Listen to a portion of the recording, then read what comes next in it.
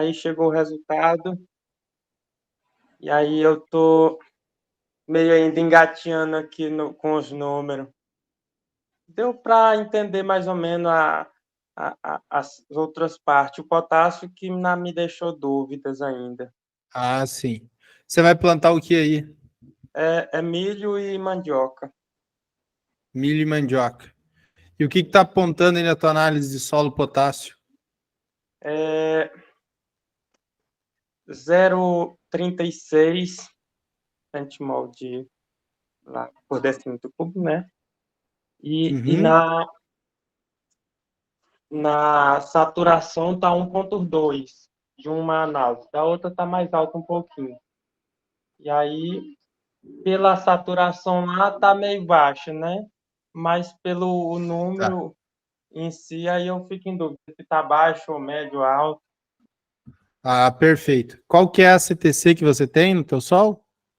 É, tá, é duas análises. Uma deu 0,36 de potássio, lá centimol, e a outra deu 0,41. A de 0,36 está 30 de CTC. E a de Ah, sim. 0,41 está 27 de CTC. Eu justamente hoje eu comentei isso na aula, né? Que às vezes quando você tem uma CTC muito alta, deixa eu pegar aqui uma análise de solo que eu fiz ano passado.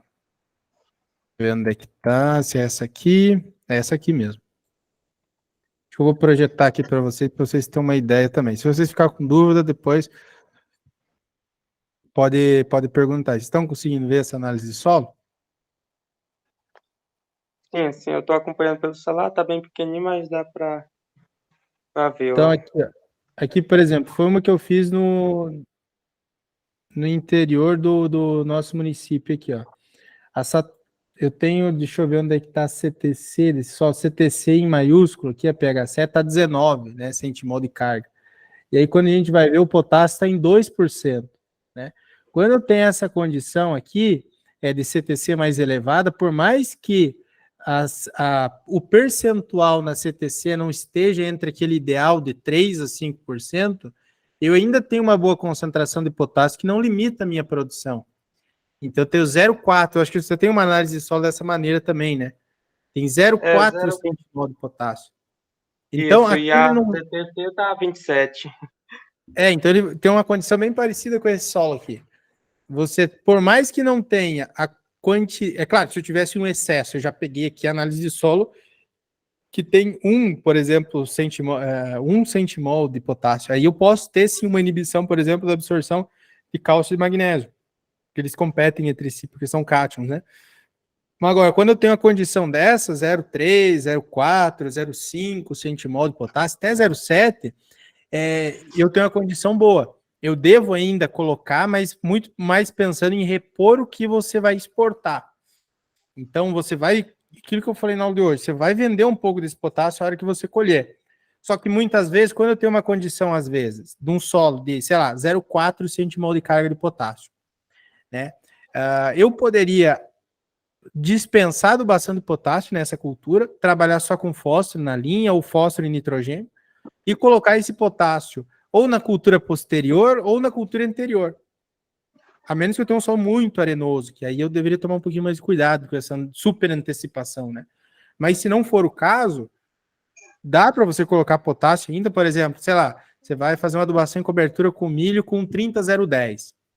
Uma estratégia que você tem ali, dá para você plantar às vezes só com MAP, ou com DAP também, que tem nitrogênio e fósforo, e depois jogar uma dose lá de potássio, que vai dar uma dose não muito alta, principalmente se for milho grão, vai dar 50, 60 quilos de K2O, jogar junto com o nitrogênio, né? Isso é milho grão. E aí, o que eu fiquei a dúvida mesmo, mas agora já está quase esclarecendo. Na aula também já abri um leque ali porque, por exemplo, essa de 0,36 centimol, aí a CTC está 30, lá na saturação está 1,2, aí o 1,2 está muito longe ainda de 2, que era o ideal. E aí eu fiquei nessa dúvida, será se tá bom ou ruim, porque Não tá ruim, não.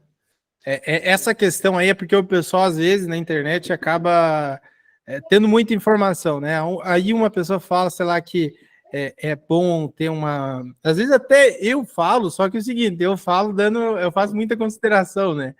Mas a consideração que eu faço é essa: 3 a 5% seria muito mais importante se tu tivesse um solo arenoso de baixa CTC. Sei lá, CTC de 5, de 6. Com CTC de 27, 30, né? Então, você tem uma condição boa ali. E o potássio teu não vai ser limitante da produção. Vai acontecer essa condição aqui, ó. Deixa eu pegar o outro que eu falei na aula de hoje. Aqui, por exemplo, onde é que tá? Aqui, ó. Isso aqui seria a classificação de uma literatura que eu utilizei, por exemplo, o Manual do Paraná dá isso aqui, né? Como classificação de baixo, médio e alto. Vai variar um pouco de acordo com o estado, vai variar, mas é bem pouquinha coisa, de acordo com a literatura. Então, o teu 0,30, 0,40 centimol de potássio já estaria aqui, ó, no alto, no limite de alto. Então, a resposta, por exemplo, do milho a você aplicar muito potássio vai ser muito limitada, entendeu? Não vai, digamos assim, por você colocar mais potássio, vai aumentar a produção. Você já chegou num limite alto. Então, tem que ainda colocar pensando no que você vai vender, né, na exportação. Mas não que o potássio nessa condição vai limitar a tua produção. Isso, tá bem entendido agora. Que eu tinha a questão até aqui, aí eu estava com medo de será se precisa uma correção ou adicionar mais em cobertura para ter uma produção mais elevada um pouco. Nessa condição não vai limitar, não. Certo. Pessoal que está chegando aí, que chegou também, se vocês tiverem alguma dúvida, aquilo que eu falei, esse momento que nós temos aí nos sábados de tarde, são momentos de quem aí é desafértil tirar dúvida, enfim. Pode ficar bastante à vontade, galera.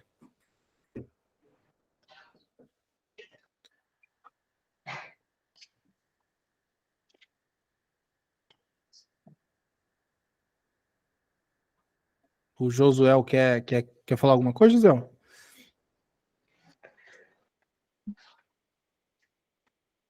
Não, eu tô tranquilo, meu querido. Tô aprendendo aqui. Beleza, show de bola.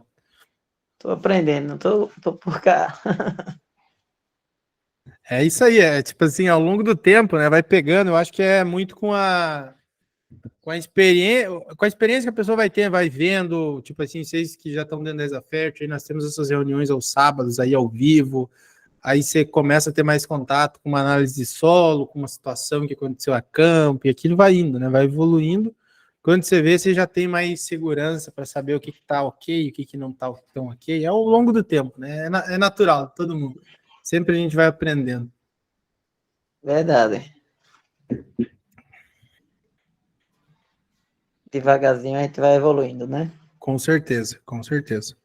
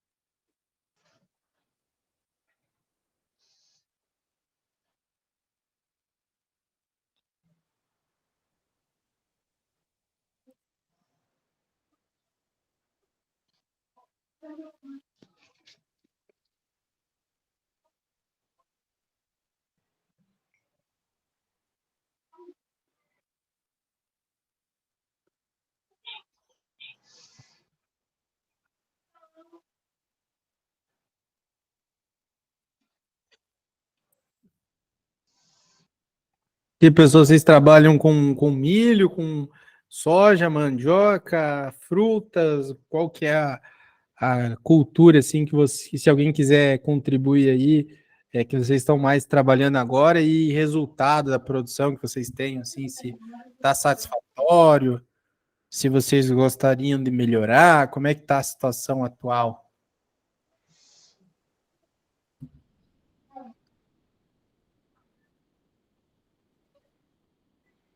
O Marcelo colocou aqui, ó, se ele tem uma área com 0,92 centimol de carga de potássio, poderia plantar milho safrinha só com MAP ou com DAP?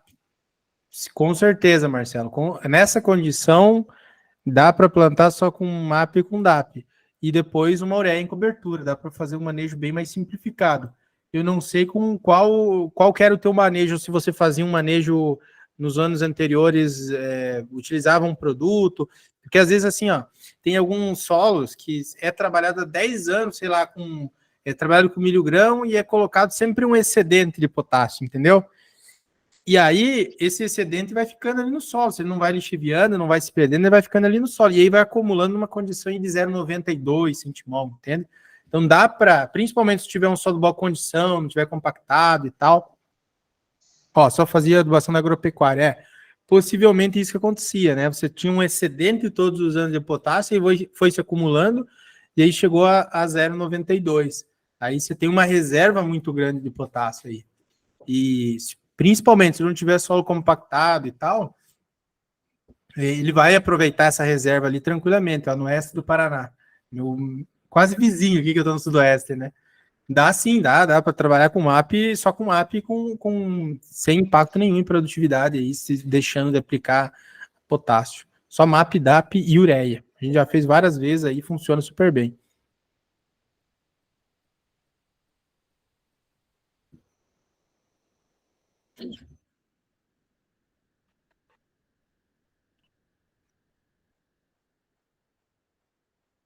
O Marcos quer falar? Pode ficar à vontade, Marcos.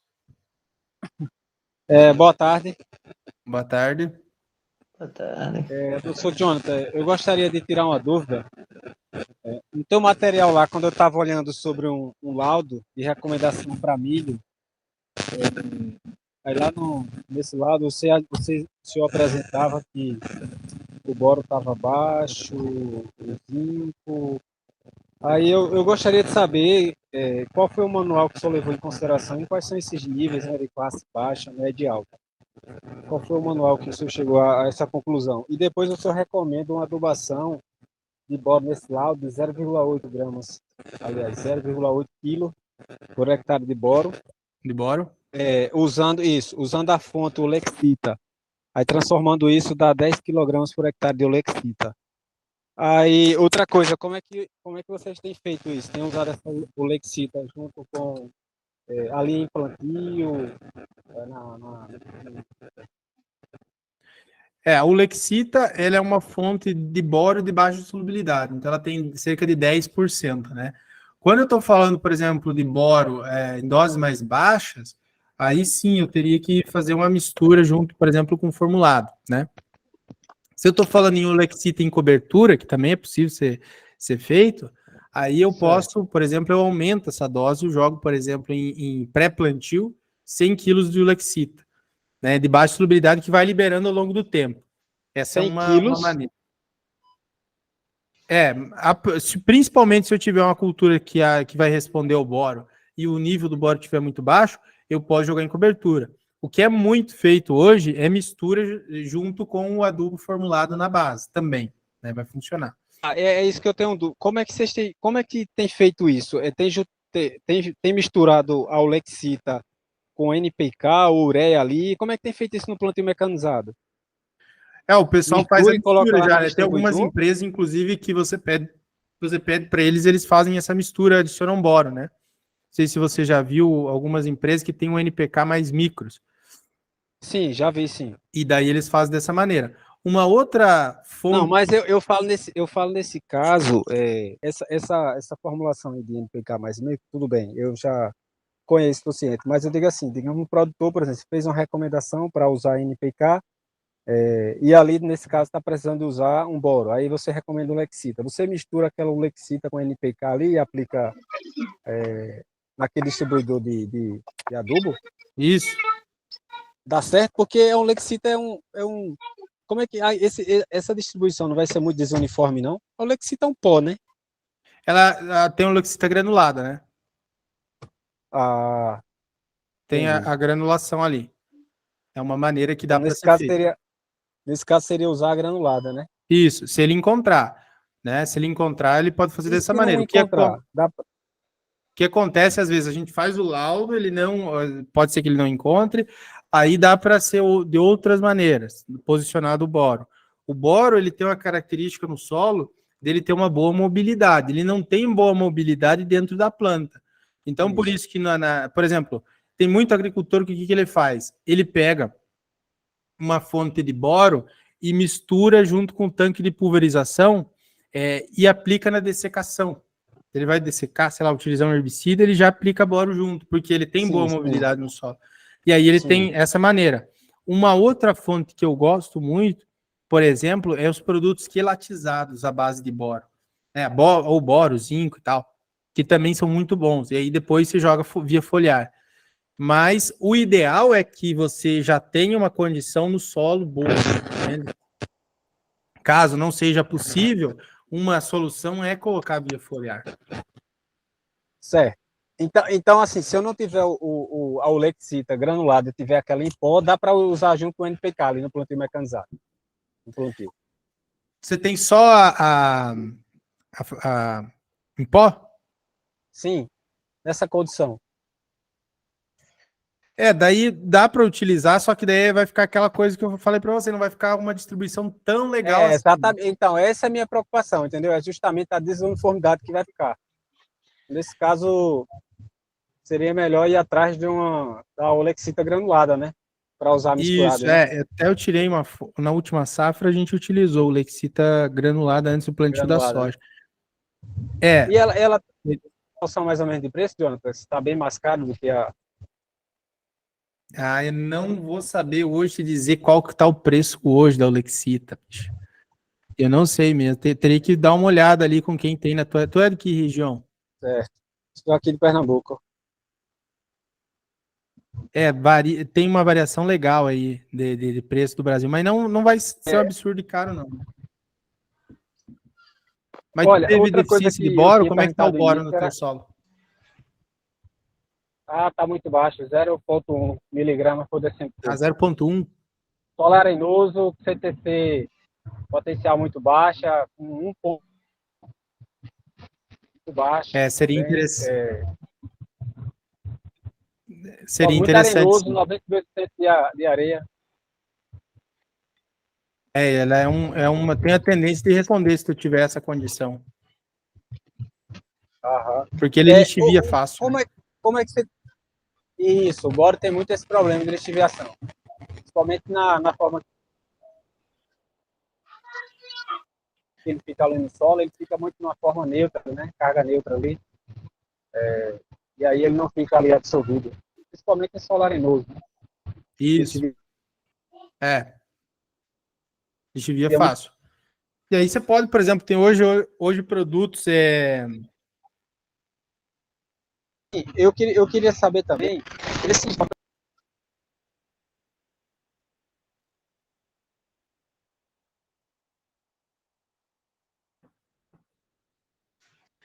Oi, Marcos, acho que caiu a chamada.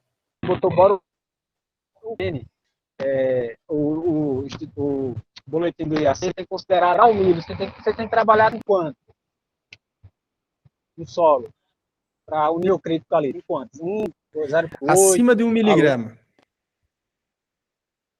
Assim de 1 miligrama. Geralmente... Oi, tá me ouvindo, Marcos? 1 miligrama, tá? É mais ou menos consenso aí 1 miligrama de boro. O que acontece, tá? Uma outra situação que eu quero levantar para vocês aqui.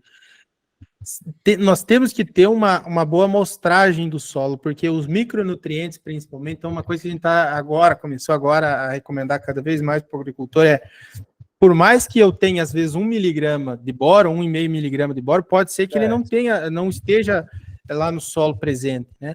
Então, eu tenho que, ao longo do ciclo, talvez fazer um acompanhamento e talvez também mandar uma análise foliar, caso, principalmente, se eu notar uma planta de menor desenvolvimento ou que eu possa suspeitar que seja deficiência nutricional.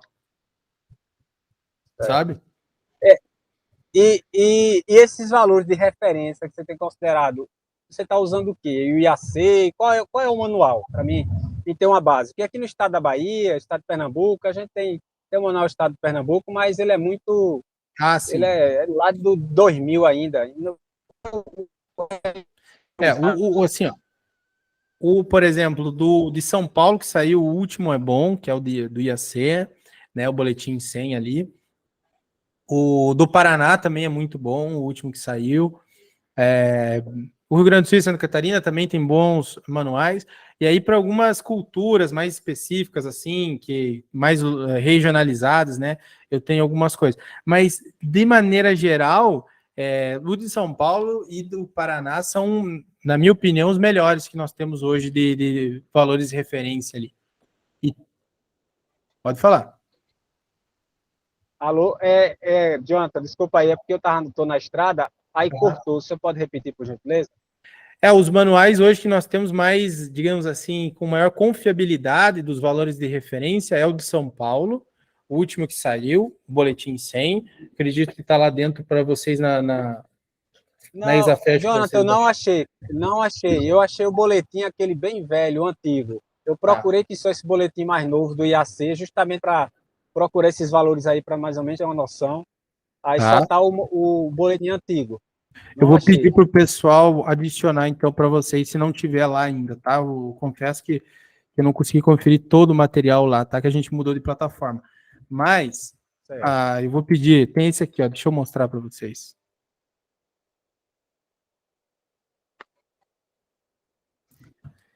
Esse aqui eu acho muito bom.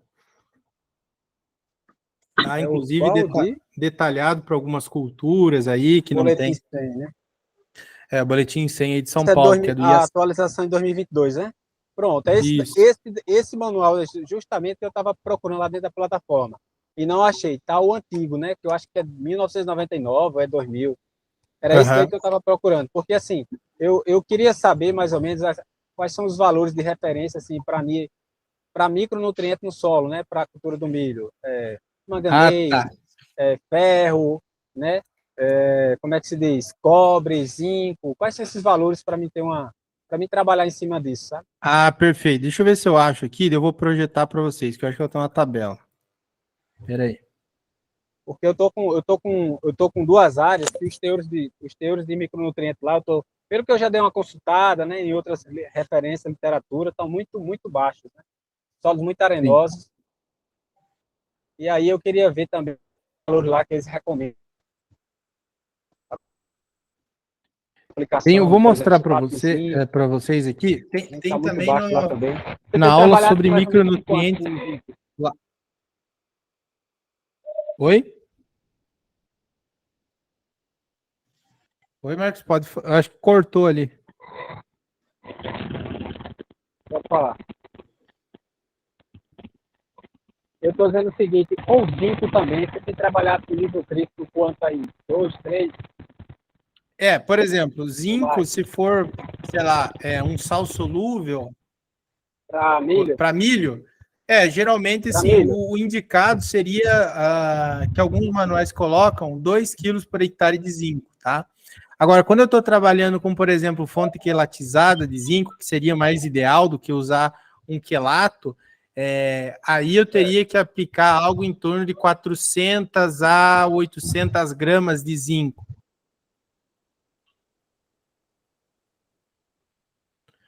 Aqui nós temos, por exemplo, lá na aula de micronutrientes também tem, né? Mas eu vou mostrar aqui para vocês, por exemplo, o micronutriente aqui, ó, para a gente ter uma noção, ó. O boro, eu teria um teor aqui, no Paraná, ele coloca, quando está acima de 0,6 miligramas, já como muito alto. Eu gosto de trabalhar também por outras literaturas com 1 miligrama, pelo menos, né? Muito alto. O cobre aqui, acima de 1 miligrama, só que o cobre assim... Isso aqui é geral, né? Isso aqui é geral. Tá? Geral. Então, para milho, por exemplo, ele coloca assim, se eu tiver 2 nutrientes que são micronutrientes são mais importantes, é o boro e o zinco. Por exemplo, alguns manuais, né? Se eu tiver nível de zinco baixo ou muito baixo, eu aplico 2 quilos por hectare. E aí a gente tem que saber meio que interpretar também o que é 2 quilos por hectare. 2 quilos por hectare eu posso aplicar, tem gente que aplica antes do plantio, o zinco não é muito indicado, sal solúvel, foliar, pode aplicar zinco às vezes misturado com o formulado na linha, ou pode aplicar zinco depois em cobertura. Então tem várias, digamos assim, fontes de que maneira que eu vou adicionar esse zinco, sabe? Então o zinco eu gosto mais ou na linha de semeadura, junto com o formulado da base, para milho, ou ali mais ou menos de V4 até V6, aproveitar uma pulverização e aplicar 400, 500 gramas por hectare de zinco, via foliar. Seria ideal, né? Aí zinco, geralmente um teor bom ali seria acima de 5 miligramas, 6 miligramas já, né? O manual aqui do Paraná coloca acima de 1,3 miligramas como alto. Eu também não deixei pra tapioca. Mas deixou fora da geladeira essa noite, será? Não, tem cheiro. Não tem cheiro ruim, não tá azedo. Deixa eu ver, pessoal. Diferente um pouco o cheiro. O Marcos acho que caiu a chamada dele. Agora também. Ontem ela fez, não teve que me ver. Raul, quer falar, Raul? Tem que deixar fora da geladeira, né? Porque Professor Jonathan, boa tarde. Boa tarde a todos. E, professor, eu queria saber em relação à cultura da mandioca que eu estou trabalhando. No caso do produtor, ele não tem muitas condições financeiras, né, para arcar com custos com fertilizante. Ele está preferindo fazer uma adubação em um solo do tipo que é mais argiloso, que retém muita água. Uma adubação orgânica, à base de esterco bovino. Que você me fala a respeito disso? É bom fazer no sulco, né, de plantio, ou incorporar em toda a área? Porque ele não dispõe de muitos equipamentos também para estar realizando esse processo de aração. O que você me indicaria? Eu vejo que se tiver bem curtido o material, fazendo no sulco de plantio, entendeu? Eu não sei como é que está a condição de solo também. De maneira geral, a mandioca ela é bem rústica, assim, bem adaptada tanto a solo ácido quanto a solo tropical. O que a mandioca responde mais é a fósforo. Nitrogênio não responde tanto, potássio também não tanto, então fósforo ela responde melhor. Então, se ele tivesse alguma condição de, sei lá, colocar um super simples, principalmente se ele tiver uma condição de um solo com muito pouco fósforo, aí seria mais interessante, sabe? Mas o ideal seria, sim, o sulco ao invés de área total. Incorporar no método lá do plantio da maniva semente, né, professor? Isso seria o ideal nessa condição.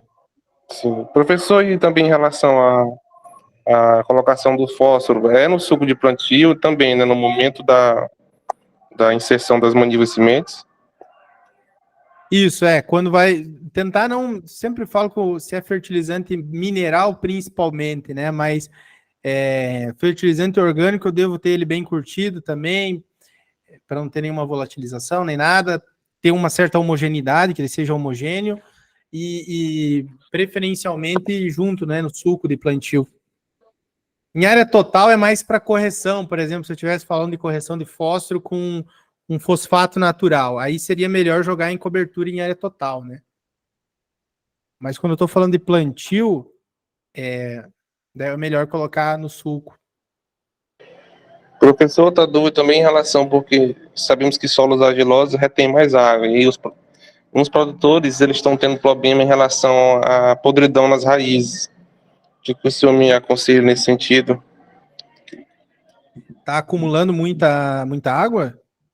Porque são solos argilosos e retém muita água e acaba causando problemas de podridão na raiz da mandioca. O que o senhor me aconselha nesse sentido? A mandioca já implantada? Isso. Eles estão com esse problema. Que produto você não teria muito que utilizar, né, por questão de água. Sim.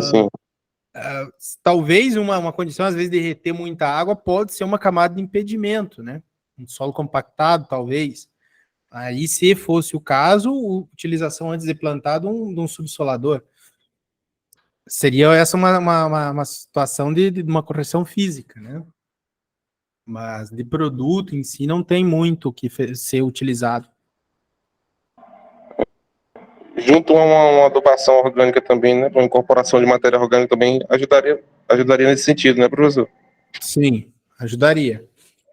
Tem um solo não tão compactado, né? Avaliar. Eu acho que é legal, principalmente essas áreas que retém muita água. Depende do nível de chuva, se choveu demais, mas eu conheço áreas que sofrem com alagamento, principalmente, por exemplo, aqui no sul, cabeceira de lavoura, área onde passa muito equipamento, que chove um pouco, sei lá, 30 milímetros, retém muita água. E aí vai ver uma camada de impedimento que tem ali. Aí na próxima safra, para corrigir, seria legal utilizar um equipamento ali para romper essa camada compactada, né? Tá certo, professor. Outra dúvida também, professor, em relação ao manual de adubação do estado do Maranhão, você acha que tem, que eu não vi lá na plataforma? Eu não me lembro se tem para o Maranhão, mas eu acho que para mandioca e Maranhão, sim, tem um material bom para utilizar. Dá uma olhada lá na aula de mandioca da Exafert, que eu acredito que foi feito com o manual de adubação, com a adubação para o Maranhão. Tá bem. Obrigado, professor. Beleza? Show de bola. Denis, quer falar, Denis? Pode ficar à vontade. Era nessa questão, bem pegando já o gancho dele, porque lá na plataforma não tem o manual do Maranhão. Aí, para mim fazer a recomendação, o meu é para mandioca e para milho. Qual o manual que eu uso? Pode ser aquele do Cerrado lá, correção e adubação do Cerrado. Você mandou fazer no Maranhão, o laboratório que você mandou fazer foi aonde? Foi aqui, na cidade vizinha, aqui em Balsa, sul do Maranhão. Ah, tá. Provavelmente, então, eles utilizam a metodologia do... Depois confere, vê se o fósforo está em Melich, que eu acredito que seja. Deixa eu mudar aqui minha câmera que ficou amarelo. Então dá para utilizar o do Cerrado ou também o do Paraná é uma boa, sabe? Nós temos aqui... O Paraná tá lá também, né?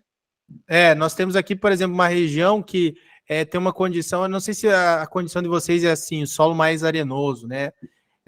A região aqui é mais arenoso? Deu 33% de argila, tá médio. É franco, né? Nós temos a região aqui do Paraná que é mais produtora de mandioca, que é o Umuarama ali, o noroeste, que é mais arenoso, assim, tem 15 a 25% de argila. E quente também, bastante quente. Então, é uma condição até parecida, né? E foi feito pensando nessas condições. Dá para utilizar, sim, manual do Cerrado, do próprio do Paraná vai funcionar bem, que a gente já fez recomendações para mandioca, funcionou muito bem também. Isso, porque aqui tá... O solo é franco mesmo, né? Médio, 35% um solo mais de argila, e muito quente e pouco umidade. Exato. Não, tem algumas condições do Brasil que são bem parecidas. Isso. A questão que eu estava falando lá do início também, da minha análise, lá deu 33 de mol de potássio, 0,36 centimol de potássio, e aí 1,2 lá na saturação. Aí tá um potássio, você falou para mim, tá um potássio bom, né? Devido a CTC ser alta. Isso. Eu posso, aqui nós faz a mais encontrar aqui, nós o formulado 25-25. E aí tem super simples também. Esse está mais encontrado e a ureia protegida. Eu poderia fazer, por exemplo, o plantio do milho com 25-25, cobertura de ureia, precisava mais de um pouco de super simples para aumentar a porcentagem de fósforo. O meu fósforo está adequado também. A gente usa 200 kg. Fósforo está dentro do valor adequado. Oi? Tá em 16. Tá adequado. Tá em 16 e 17 miligramas, parece que é. Dá sim, dá para fazer dá para fazer tranquilamente com 5,25. Geralmente o milho é um pouco mais exigente em fósforo, por exemplo, do que principalmente se o potássio estiver adequado, né? Mas dá para fazer o cálculo, sim, sem sombra de dúvida. Dá para fazer o cálculo ali, qual que vai se encaixar. Eu comprei aquele manual do Cerrado, E aí, para uma produtividade que eu estava estimando aqui de acima de 8 toneladas, estava fazendo um cálculo lá de 200 quilos do NPK mais 200 de super simples na linha de plantio. Eu posso fazer uma adubação com esse valor na linha de plantio? Sim, com certeza. Não tem problema nenhum. Tu fez o cálculo lá Tem certinho, problema. classificou os parâmetros, dá para fazer sim. Já fiz o cálculo baseado no potássio lá do formulado para máximo 50 quilos por hectare, para não ter o problema lá de salinização, né? E aí eu necessitaria fazer potássio em Fitoxidez? cobertura ainda ou não? Isso. Não, daí se tu tiver com potássio alto, sei lá, tu colocou o que era requerido, daí não precisa fazer potássio em cobertura, não. Inclusive, faltou um pouquinho de potássio, faltou 10 quilos de potássio aqui, do que era recomendado. Não vai dar problema nenhum, entendeu? Porque o teu já está corrigido, não vai afetar a produção. Na verdade, quando o potássio já está em nível adequado, você adiciona ainda ele para, digamos assim, para você manter ele elevado, né? Mas, claro, principalmente, solo mais franco, que nem o teu, que tem 30% de argila, tem que fazer a conta para não passar de 50, 60 quilos de K2O na linha de semeadura, se for uma mistura de grânulos convencional e a fonte for cloreto. Pode ser que não dê problema? Pode, se tu aplicar mais. Para milho ele é um pouco mais sensível, mas se chover bem no início, geralmente não dá. A gente às vezes toma um pouco de cuidado com o solo mais arenoso, o solo mais franco, para não colocar muito cloreto na linha. Se, sei lá, você plantou, deu 15, 20 dias de seca, pode ser, não estou dizendo que vai acontecer, mas pode ser com que aconteça uma fitotoxidez assim, mais leve pela salinidade, entende? Que a planta está se desenvolvendo e tal, não tem água para dissolver aquele sal, que é o cloreto, né? E aí a planta pode sofrer. Mas se tu manter abaixo ali de 50 até 60 quilos de K2O, não tem problema. Tá bom. Nós mantemos sempre no máximo 50 mesmo aqui Beleza? do cloreto. Beleza. E aí, Isso, daí não tem na problema. questão da. Não tem problema. A questão da cobertura. A gente aqui, a maior parte da região, está naquela questão de fazer uma adubação padrão, né? Igual você fala no vídeo. Pega lá, a maior adubação aqui é 200 quilos por hectare padrão, quase todo mundo faz isso. Aí se tem 4, 20, 20 é 200 quilos, se tem o 5, 25, 25 é 200 quilos, e aí 100 quilos de ureia em cobertura. Aí vê o que dá. E aí a gente está querendo aqui, buscando conhecimento, para fazer algo mais assertivo, Faz né? um teste, vê se tu consegue economizar, por exemplo, se teu potássio está muito alto, só com super simples, entendeu? Para uma mandioca aí vai funcionar bem, entende?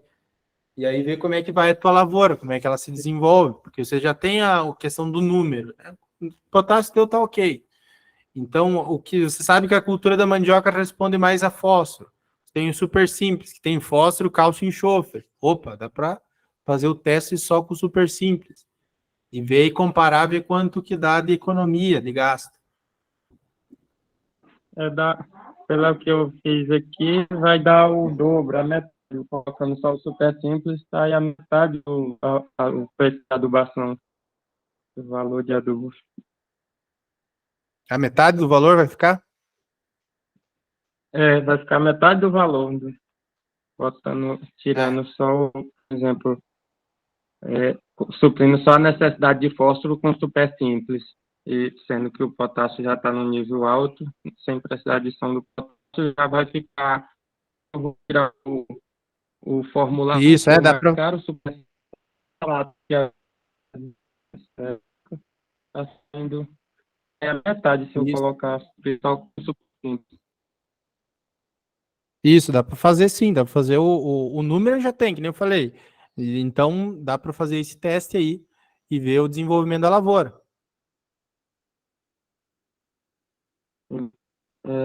o que vocês estão recomendando aí para cobertura de ureia para o milho grão? Uma expectativa aí, por exemplo, de 8 a 10 toneladas. 8 a 10 A toneladas matéria por orgânica, hectare, geralmente. Uma coisa que eu falo, não é para levar muito ao pé da letra, mas mais ou menos, né? Um quilo de N por um saco de milho, mais ou menos, tá? Dá para colocar às vezes um pouquinho mais, um pouquinho menos, dependendo da desenvolvimento. Então, 8 toneladas daria mais ou menos 130 quilos de N, né? Então, daria aqui, ó, 130 de ureia, que é 45, daria 280 quilos mais ou menos por hectare, se for essa expectativa de produção.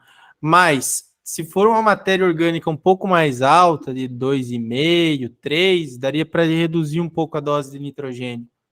Entende? Então, mais ou menos, vai ficar entre 100 e 150 quilos aí de N nessa condição. Porque a minha matéria orgânica está em 4% e a outra parte que é mais perto um pouco está em 5%. Então é uma matéria orgânica muito boa, inclusive. Dá para, por exemplo, ali a gente recomendaria algo em torno de 100 quilos de N por hectare, por essa expectativa de produção. Mas, por exemplo, meus parâmetros lá, eu avaliei lá, estão os parâmetros todos dentro do adequado ou alto. Eu posso fazer um investimento mais alto para alcançar uma produtividade mais alta?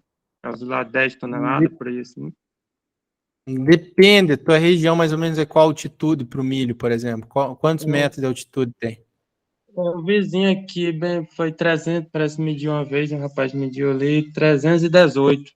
Foi. E Tem que mesmo baixar o barômetro. Tem no teu celular, geralmente dá para baixar um aplicativo chamado barômetro. 300 dá. Acima de 300 dá para produzir, sim. Dá para produzir umas 9, 10 toneladas por hectare. Se correr tudo bem, dá para produzir tranquilo. Já teve vizinho aqui próximo, um rapaz esse ano passado, ele produziu mais de 8 um pouquinho, só naquela base do padrão lá, do que eu te falei, da adubação padrão. Aham. Se ele já tem alguém na região que já produziu, então possivelmente fazendo algo planejado ali, como você falou, tem alta matéria orgânica, dá sim, dá para chegar 9, 10 toneladas por hectare. Vai depender um pouquinho da genética, mas com a genética boa, consegue sim. A genética eu vou usar o híbrido lá da 20A38 da Sempre, que já é focado para solos corrigidos e alta produtividade. A gente usou sim, então. no ano passado e teve o outro que era para médio e já tivemos um desenvolvimento bacana. Gostemos e Então usar consegue outro chegar que é melhor sim. um pouco. Uhum. Consegue chegar sim. Bacana. E a gente, ano passado, conseguiu aqui, a gente calcula o saco em 50 quilos, foi em 50. Nessa mesma área, no ano passado, usando a padrão lá, adubação padrão, que a gente não fez a análise do solo no ano passado, usou 200 quilos dos 5, 25, 25, mais 130 de ureia. A gente conseguiu 6.800 toneladas. 6,8 toneladas. Por hectare foi.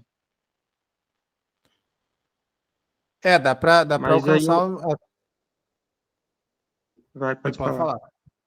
Não pode falar. Mas eu senti que deu uma grande deficiência quando ele chegou no estágio lá de embonecar, de começar o início reprodutivo lá, a fase reprodutiva, ele deu sintomas de falta de nitrogênio. Tá?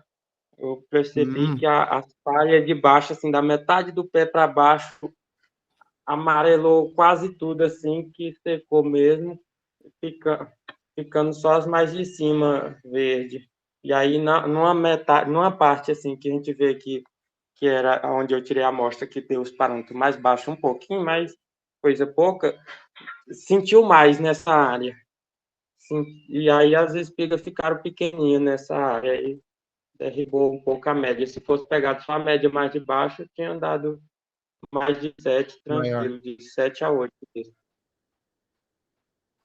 Às vezes dividir em talhão, uma coisa que às vezes eu aconselho é dividir em talhão uma área que esteja diferente da outra, né? Divide em talhão e faz um manejo um pouco diferente. E ao longo do ciclo também, dependendo de como que tá a lavoura, dá para aumentar um pouco a dose de nitrogênio, né? Às vezes a gente aumenta, sei lá, aplicou uma vez nitrogênio, deu uma chuvarada, que talvez tenha lixiviado um pouco. Dá para pegar e aumentar uns 15, 20% na próxima mão, né, de nitrogênio ali, já levando em consideração isso.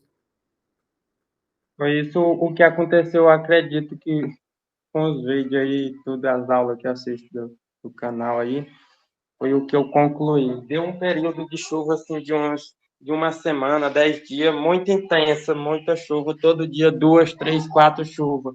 Depois desses 10 dias, passou outros 10 dias de sol.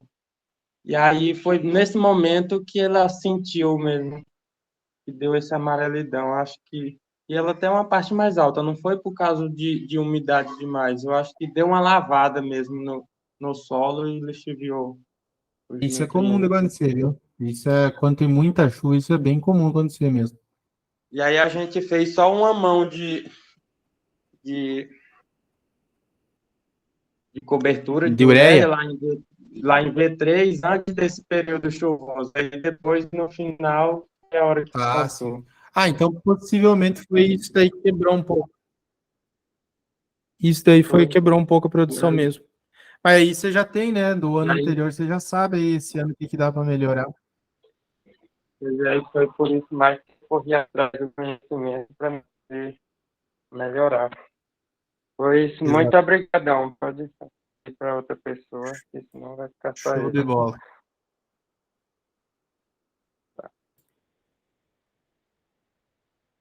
Pessoal, se alguém quiser fazer alguma pergunta, eu tenho mais 5 minutinhos aí, depois eu tenho um compromisso. Daí, se alguém quiser aí, fica à vontade. E também semana que vem a gente volta aí. Professor, Oi. daria para um produtor que não tem poucos recursos financeiros conseguir produzir bem mandioca só utilizando de adubação orgânica e fósforo? Dá sim, dá, com certeza.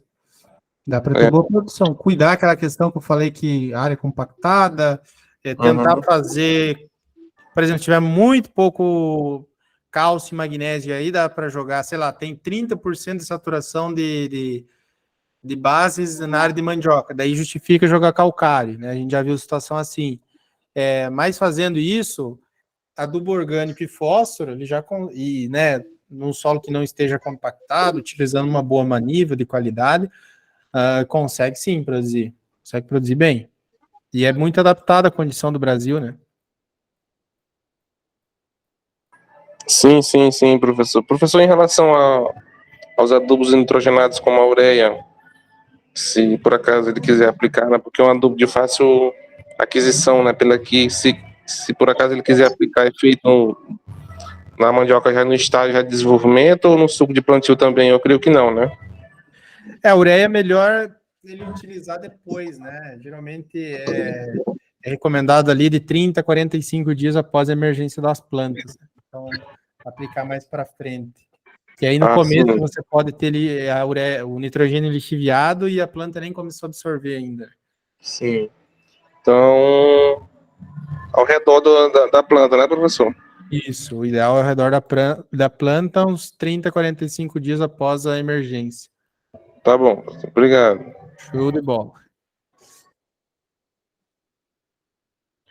Beleza, galera? Eu acho que é isso essa semana, então só recados aí para vocês. Semana que vem a gente volta, tá?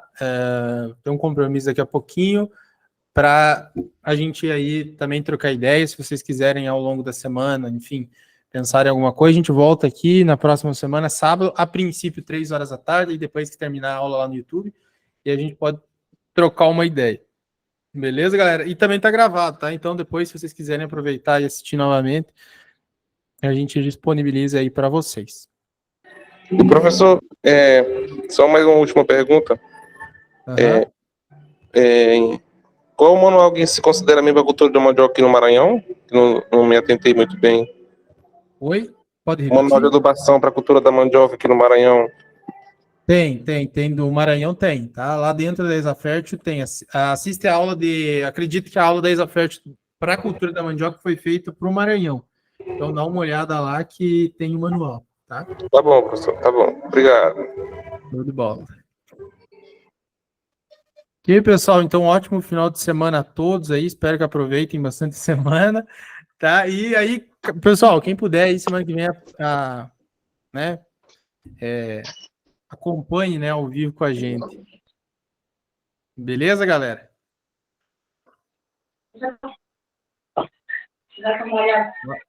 Um abração para todo mundo aí. Beleza, até a próxima semana. Show, galera. Uma ótima semana para todo mundo. Semana.